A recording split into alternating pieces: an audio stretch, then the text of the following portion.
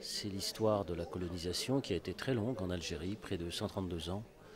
Et donc il y a par conséquent des rapports très très différents à l'histoire. D'un côté, pour les Français, cette colonisation a été un apport de civilisation, alors que pour les Algériens aujourd'hui, comme à l'époque, ça a été au contraire vécu comme une occupation. Donc il y a par conséquent des rapports extrêmement différents dans ce rapport à l'histoire. Alors évidemment, avec le temps qui passe, bien sûr, les points de vue changent, les points de vue évoluent. Du côté français, de plus en plus de jeunes, chez les nouvelles générations, admettent bien sûr qu'il y a eu effectivement invasion, occupation, libération, alors que du côté des Algériens aussi, on examine ce qu'ont pu être les faiblesses du nationalisme algérien. Sur le fond quand même, c'est des rapports à l'histoire qui sont très différents, qui rendent très très difficile l'approche d'une écriture commune. Les domaines de l'éducation peut-être, de l'histoire, des documentaires, de la culture, ce sont des choses, disons, qui ont attrait aux représentations, aux imaginaires, bon, qui sont très, très longues à mettre en place quand même.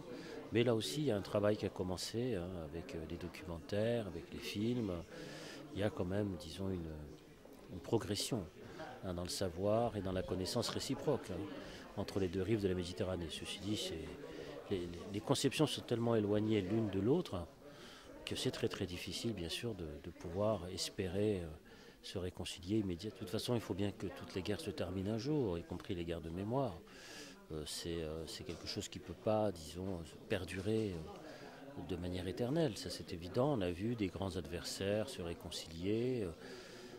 Par exemple, on a souvent comparé avec la France et l'Allemagne. C'est pas tellement le problème de l'occupation allemande qui était en cause, mais c'est la longueur de l'opposition entre la France et l'Allemagne qui peut être comparée.